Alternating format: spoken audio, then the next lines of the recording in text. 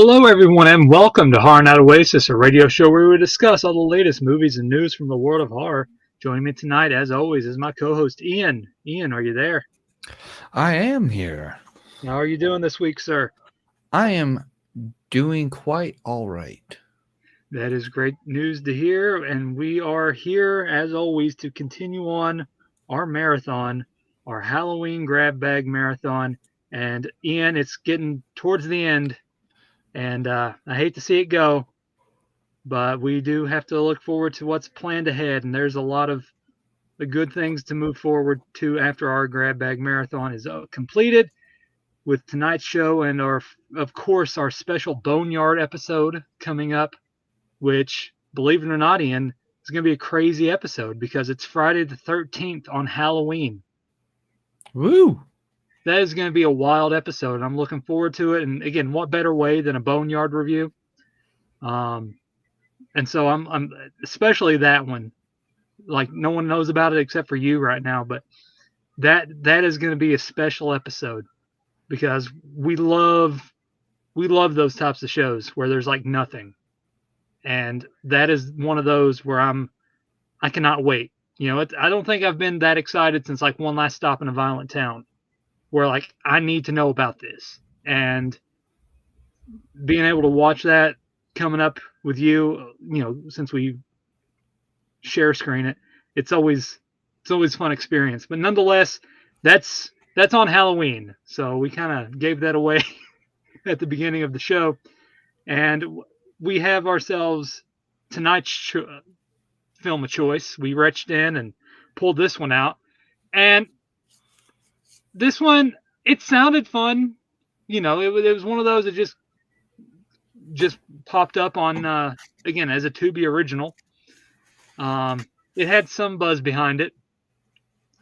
I believe it came out again, just brand new, whatever, and it kind of piqued my interest. And we had some choices, and we go back and forth on choices usually on these things. And this week it was Ian's choice. And like, Ian, just pick whatever, pick something from the list that I sent you or whatever that sounds interesting. And you said, let's do this one. Well, honestly, your first pick wasn't a Halloween movie, but nonetheless, this was your choice after that. And so, like, yeah, sure, let's do that because whatever, you know, we have fun with these random choices, and that's the whole reason for the grab bag. And so that leads us to the big introduction to R.L. Stine's Pumpkinhead. Not to be confused with Pumpkinhead from the 80s with Lance Hendrickson. Which I believe this is based off a short or from like the Haunting Hour series that came out a few years back, and so he managed to turn that episode or that particular episode into a feature, and made it for a Tubi original. So Pumpkinhead revolves around Sam, his mom, and his brother Finn, and they're all moving to this new town called New Haven. And New Haven has a storied history where it used to be sort of this, I wouldn't say decrepit, but the harvest wasn't very good. And so it was just kind of, you know, a down on its luck town, basically, where it wasn't able to get any crops. And but it picked up here recently once things started to fall into place, which we learn as the story progresses, which I don't want to get into right yet. So Sam, and he sort of has a rough relationship with his mom and his brother. They're more in tune with one another and having fun and playing games like ABCs of like musical bands, and you know, there's a stronger bond there than Sam has, where he feels like he's the odd one out. Like they're always talking over him or agreeing, and like he's kind of just like left out basically. And so he's just befuddled in a sense where he's just like doesn't really fit in basically, and he just doesn't know really what to do, and he's just kind of out of it. Um, and so they move to this town, and then we're introduced to a cavalcade of characters. Um, but mainly we're introduced to Becca, who is the daughter of the sheriff. And Becca is trying to be friendly with Sam, but he's still kind of distant from people. And so they're invited to this harvest festival where he goes around and he kind of walks into this barn. And in the barn, there's this mound with this pumpkin on it. And he finds it odd. Um, and then that's where we're introduced to Mr. Palmer, who runs the harvest festival. And basically that's like his crop of among his prized crop. Like every year he has his prized pumpkin. um and so Sam is sort of accosted by Mr. Palmer in the barn, and that kind of pisses Sam off.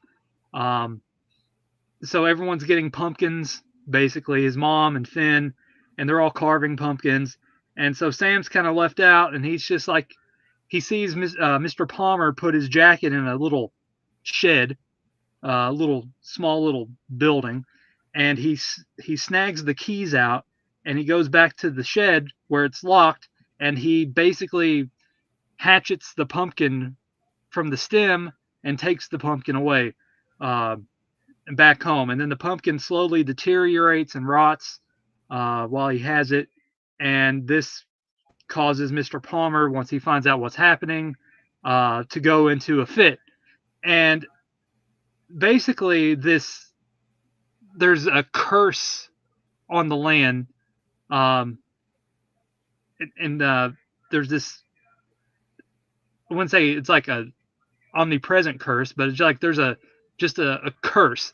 And Mr. Palmer, like, once they run into Becca and Sam run into another character a little bit further along in the film called Rusty, and he gives them the backstory and the history of everything, where the crops weren't harvesting good, and Mr. Palmer found this book and a ritual, and brought forth this plentiful, this bountiful harvest for the town.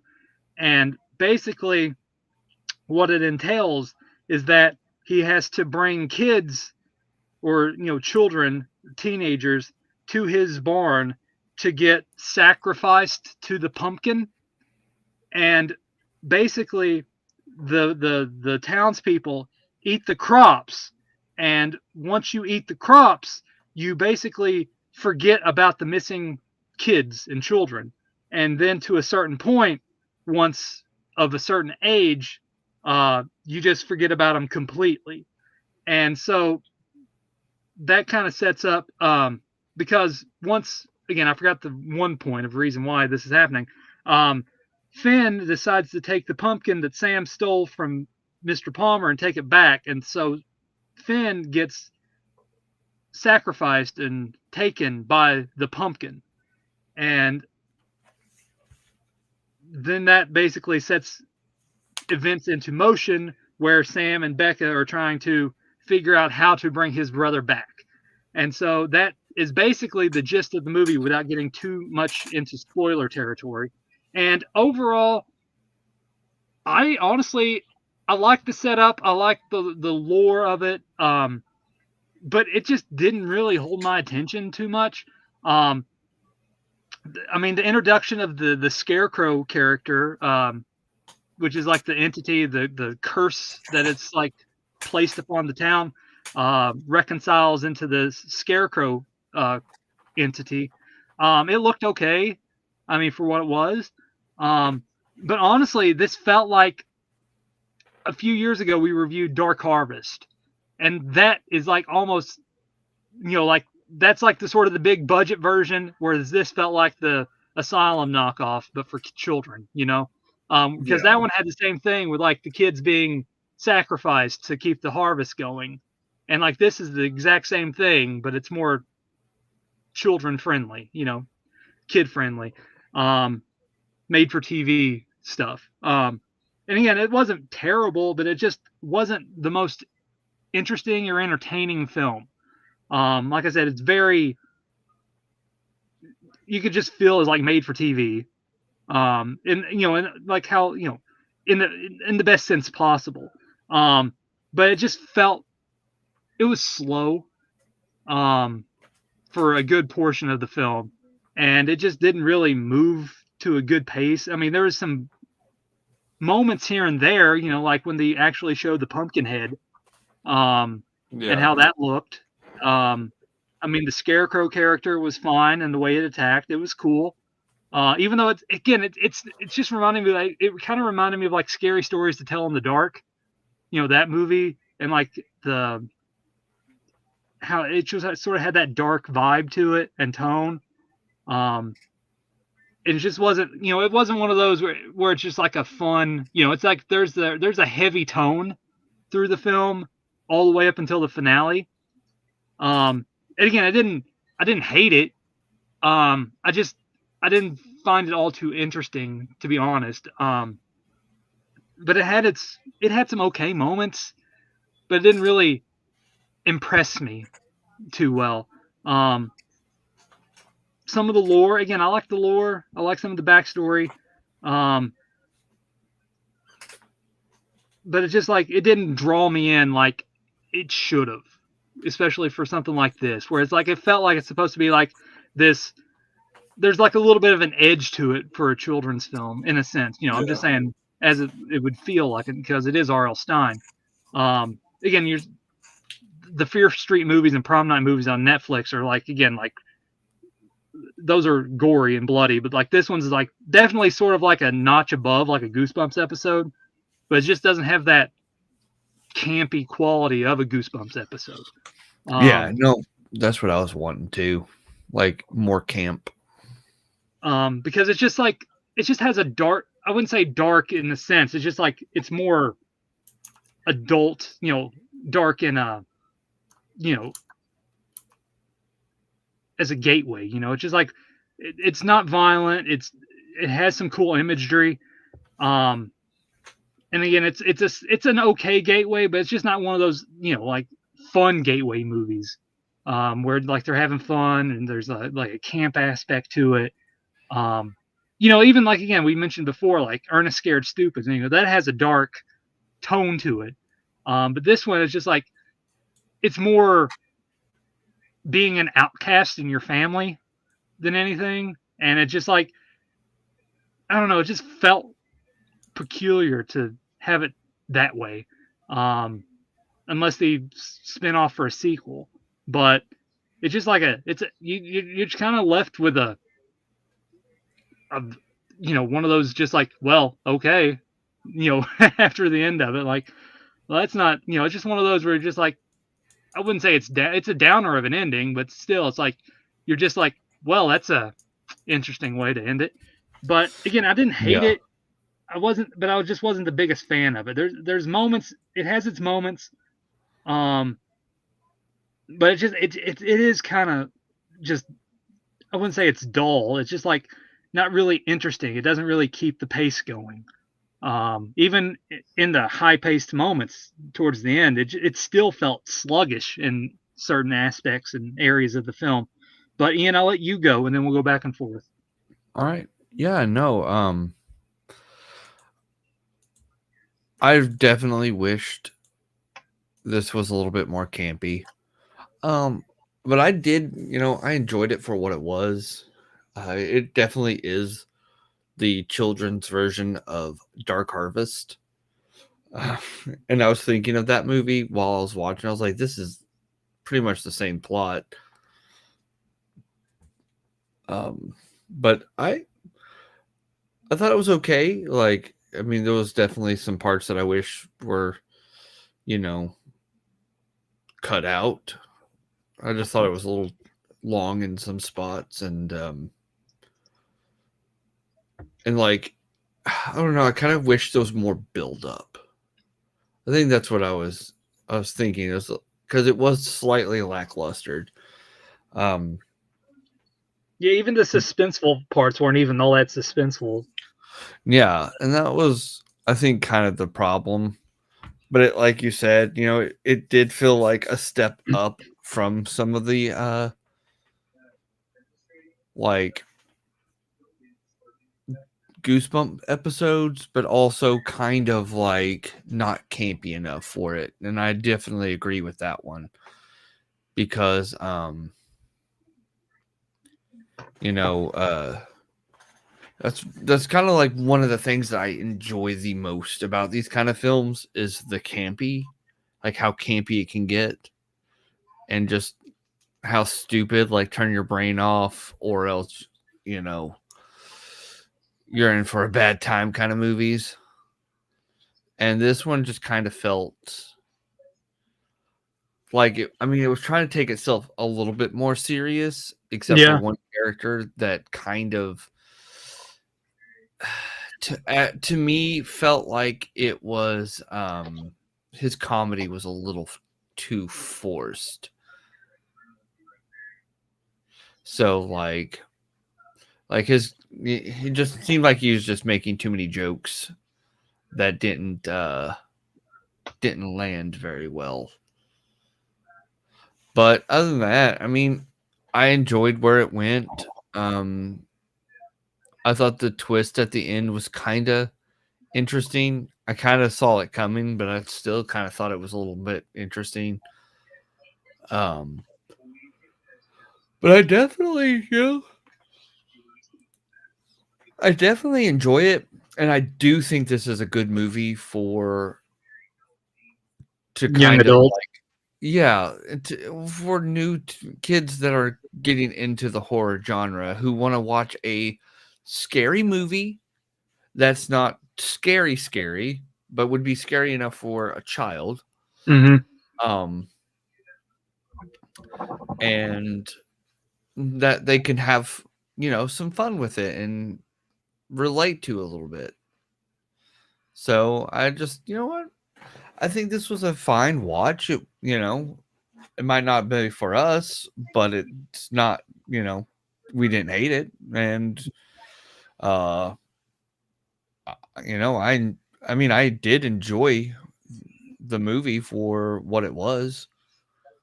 Um, but no, like nothing to really like harp on it about for being like overly bad or overly good. It's just average. Yeah, And very middle of the road. yeah, Yeah, like you were bringing up, we brought up the Goosebumps episodes, and like I know one episode in particular, it kind of reminded me of was the cuckoo clock episode, where like the kid doesn't like his sister and he wants his sister to disappear, and like the dad buys the clock and like he messes with it, and then like because that has some like heavy themes where like at the end of it, spoilers, his sister isn't born, um, and so he's kind yeah, of like it sort of kind of reminded me of this one, Pumpkinhead, where like again, where it eventually leads to at the end of the finale. Um, Again, I like some of that aspect too. Again, because again, they eat the food or the curse, and they want to reverse everything, and like everyone is under the spell of the curse, and they can't remember their kids, and then all of a sudden, oh my God, I remember my child, and so they're going after Mr. Palmer and trying to put an end to the curse and again everything else that happens there. But yeah, like I said, it's it's serviceable. Um, as we said, it's a good gateway for a young adult child. There's no, I mean, there is some, like I say, if you watch a Goosebumps episode, you're basically getting the same thing, but it's like a little bit higher budgeted.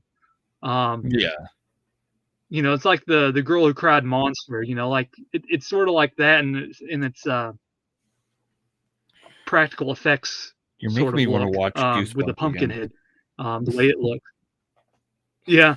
Um, and so it's there's some good moments. Like I said, it has some okay moments and scenes, but it just felt lacking for most of it, and it's just like again, it's very just it's just slow for what it's supposed to be. Like it needed some kind of energy to it instead of just happenstance with like the characters acting the way that they acted some of the way, and like it needed some kind of energy to it, like a film like of this nature needed. Like a Scarecrow movie, like you don't think it has like the most energy, but like it always like keeps a good pace going sometimes. Like this one, like you want to see more of the Scarecrow creature, but then like, oh, we're gonna sneak through the house and like try not to creak on the floorboards stealing a book. And then like there's you have the moments in the basement where they're trying to uh, lock the Scarecrow in a freezer, and like there's some moments like that where they're trying to sneak around, but it's just like it's few and far between, and like it needed a little bit more of that frenetic pace to it. And it I don't know, the ending was fine for what it was, but again, it's just like it needed something else to like it just didn't feel like it was deserved, with the twist and everything. It's just like of course you can see it coming, but it needed something like to keep going. But it's just I don't know. It's just one of those where like it was fine for what it was. It was serviceable, but it's just not one of those that's going to be remembered, and it's just not one I'm going to really go back to that often. It has its moments, like I said, I don't know how many times, but it does have a few standout scenes, but it just didn't really draw me in as a older male, um, like again, it looks cool and it has some okay things here and there, but like again, I'd rather watch Dark Harvest because that movie was awesome and the lore was better. And like what wasn't Amish Devil almost the exact same thing as this too with the harvest? But even though that one went a little more artsy towards the end of that one, but like I know Amish Devil dealt with that too. Like again, the whole idea of like a town not having a harvest and like they're going with a curse it's been done to death. But again, it wasn't anything bad. It wasn't anything good. It was just right there, right in the middle, where it was like, it was fine for what it was, but it's just like it doesn't break any new mold, and it's just like, it's fine. Yeah, I mean, there's definitely movies out there that, does it better. And the Scarecrow reminded me of, and I cannot think of the movie like title. I remember it was when we did our Scarecrow marathon. It kind of looked like something from one of those movies, and I was thinking maybe you could, remember. We watched too much stuff. Yeah, we watched too much stuff. Yeah, we do. Scarecrowed or Scary Crows? No, it wasn't Scary Crows. Well, I'll think of it later. It was one of those. I mean, yeah.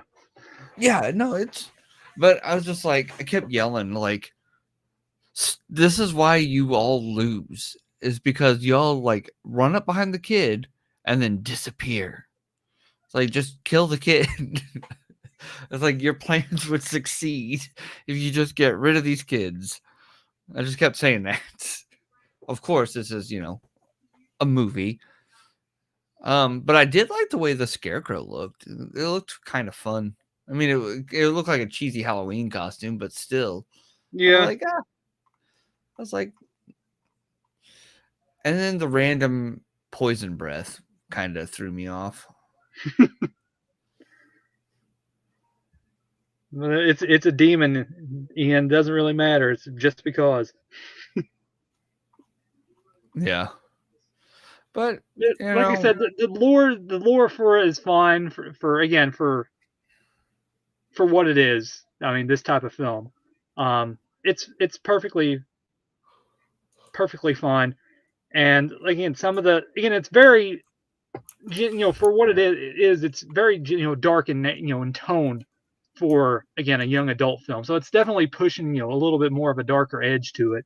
And again, I'm going back to Ernest Scared Stupid, where like the troll is basically got all the kids, and there's that whole, that dark part to it where like, oh my God, are they going to get back up? Like what's going to happen? Because it just felt like everything was down, like, oh, they're not going to get back, the kids, they're all little trinkets, little wooden dolls. And it just had that moment of, just where it was, mean, not mean, but like dark, darker tone. And like that's the way this one is toward, the finale. There's just like that lingering fear, and it's not in a like, oh my god, I'm scared. It's just like that lingering, just depressing, for a younger child, basically. You don't know any better, and you just like everything sort of freaks you out in a sense, and it's just like it has that Yeah. edge. If you're, when your son Ian gets of a, more of an age on him, this is probably be something where like it could freak him out, Oh yeah, no. This is definitely one of those movies that I'm like, when you get a little older, I probably will play this and definitely play some Goosebumps. I honestly, I think R.L. Stine is good at what he does. Some is a hit, some is a miss. I mean, when you make as many things as he has, you kind of run out of ideas. Mm-hmm. And you can definitely tell like the Dark Harvest aspect of this. Uh, and it's just a simple, basic story, and that's just told in a slightly different way. But I thought with what he did, it was all right. I think it's going to be good for kids when they get older. Definitely going to show my son this movie amongst like a couple others.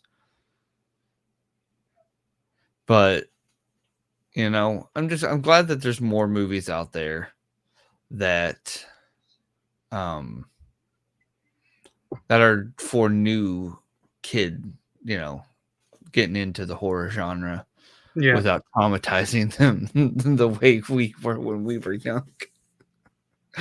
Oh man, who boy. Yeah. I mean, But my first movie like was like the animated stuff that I remember, like, and Ernest and those kind of movies. And that's just I'm kind of glad that there's more serious films out there for children, because it just feels like they're taking kids a little bit more seriously than just like the Little Vampire and oh my god, there's a plethora. Too many movies are going through my head right now. But you get the idea. I'm glad it's more serious tone than just like the silly, goofy gimmicks that we got. yeah. And I mean, hell, the Five Nights at Freddy's, I felt like was a little like a little higher than this movie was, and children all over were watching it, and I'm like, okay, this is fine. I'm glad. I'm glad horror as a genre is getting more and more recognition as it gets on. Mm-hmm. Just means more and more people who are going to be inspired to make movies that we're going to watch in like 500 episodes. we got From a lot of episodes to cover. Yeah, a lot of films. Oh, it's always a something lot of interesting. angry people Yeah. mad at us for various different reasons. But yeah, it's a fine introductory gateway film. Like again, if you like I said, it's a little bit more of a stricter Goosebumps episode. But it's no fault really. I just think it needed a better direction and just like tone, like the tone. Well, not tone, but just like it needed more energy. It needed a better pacing to it because honestly, that film it was just it's just drawn out and like get to it already. There's just like a lot of things here and there, just like wasn't really moving me, and it just needed to pick up a better pace. And it's just like for a Halloween movie that's supposed to be like this wild, it just felt lacking in that department. That's really its main downfall with me is just like it was just slow. and like it needed proper pacing where it's just like get to the point already, not just like move the story along quicker. I know they wanted to introduce all these side, these plots and the reasonings for said plots and stuff like that, but it didn't really feel like a slow burn type of movie, whereas the pacing was like very slow burn. We're not in, of course, like it's totally opposite of like last week for a slow burn, with Pumpkin Hole, but it's fine for what it is. It's just I wasn't feeling it. Again, I appreciate for what it did, but I wasn't really in the mood for. I would say I wasn't in the mood, but it didn't really pull me in as I hoped it would. But Ian, any final thoughts before we go into our candy rankings? None that I can think of. So. All right, well, that's going to do it for our review of R.L. Stine's Pumpkinhead. And now we get into our candy rankings. So, Ian, I went last week, I believe. So why don't you kick us off this week? Those black and orange candies that come in the bag? I can never remember their names, but it's like peanut butter. Mm-hmm. That's what I was thinking of this. Because, like, they're good in a small amount. Are they like peanut butter kisses or something like that? I think so. Something like that. I don't remember. I just, anytime I see them, I just buy, like, I never buy them myself. I just always like dig them out of the, out of my trick or treat bag. And I'm like, I'm just going to save these for when like I want something sweet, but I'm not in like, I don't have anything. And this is like definitely one of those kind of movies that if you don't really know what to watch and you're kind of just wanting to pass the time by, this is a fine movie for that. And that's what I thought about. And I was like, that, and it's those are extremely chewy. Mm-hmm. Like even chewier than like saltwater taffy. And I was like, okay, so it takes a little long. It feels like a little long that you're to eat. And I was like, that fits perfectly. I think they're, serviceable candies. They don't taste like shit. Some people might think it tastes like shit. I like it. Takes forever to eat though, and it's not my first pick for candy, but if I have it, it's there. I will eat it, and I'm not going to complain about it. So that's kind of like what I thought about this movie. Like, it dragged on a little bit. It wasn't that bad. Like, it was pretty decent for what kind of movie it was. It's just not, what, you and I watch so many movies that it's just kind of hard to like see something that's been done over and over again. And, then that we've seen done better. Mm-hmm. Not to say that this is like horrible, but, things exist. But, and it's just like, so that's what I was thinking. I was like, it's not bad. It's not the best. And I probably, will only eat it if it's like I'm bored. But it's good for what it was. And it's an unconventional treat. So. See, I think me and you are kind of on the same page, but we don't have the same choices, but the same intentions. I was going Butterfinger because the idea of a Butterfinger before you get it is awesome. But when you start to get into it, you're just sitting there taking a few bites and taking your time with it, because you take a bite and you're just sitting there chewing and it's getting all in your teeth, and you're going to have to sit there for a while and you have to pick your teeth out and just get all the wafers out of your teeth, and you're just sitting there and sitting there and sitting there, and then you think about it like, do I want another bite? And so you continue on with the bite, and it's just like more buildup and more buildup. And there's like the idea of a Butterfinger is good, and the intentions of a Butterfinger is good. The execution of the aftermath, not as good, not as fun, and it's very slow process. And that's how I felt this movie was. It was just like there's a good intentions and a good idea, but man, does it feel like it's just taking its time to enjoy this candy bar. And that's what I thought. It was a Butterfinger. It's a very short answer, but it's just like, what I mean, it's a Butterfinger, it's just like, it's good. When you're a kid, it's good. You love, like, again, when I was younger, I loved Butterfingers. Now as an adult, it's not like you said with those peanut butter kisses. It's not your first choice. I barely even think about Butterfingers anymore because I just don't want to deal with the aftermath of a Butterfinger. And Yeah. it's just I want something that I can enjoy and not one that takes me an hour to eat. You know, and that's why I felt like this movie. Like it's good, it's fine, and it has some okay. You know, it has a good flavor and a good taste. But man, does it take forever to get somewhere? And that's how it felt. Like I just I take a bite and I'm there for 45 minutes getting the stuff out of my teeth and like contemplating if I want another bite or not. And like that's how this movie felt to me. Where like it's fine, but man, it's not really one of those where it just felt like it was worth the next bite. Even though it was fine, it's just like I really don't want to pick stuff out of my mouth. Yeah. And they are called peanut butter kisses. Okay. That's what I Man, thought. I don't know why I can't ever remember the name of that candy. I forget every time I've ever used this as an analogy. Like, I'm always like, what the hell are they called? But, because I was sitting there, I was like, Google have it. Ooh. But yeah. No, I get it. Like, and it's, we both pick something that's sticky. Yeah. And Just something. yeah. And I mean, we were on the same mindset at least. I mean, that's one thing. I think I'll actually remember this movie because I forget some of the movies that we watch until like it gets brought up, and I'm like, oh yeah. And I think this one is going to be one that sticks with me mostly because of R.L. Stine.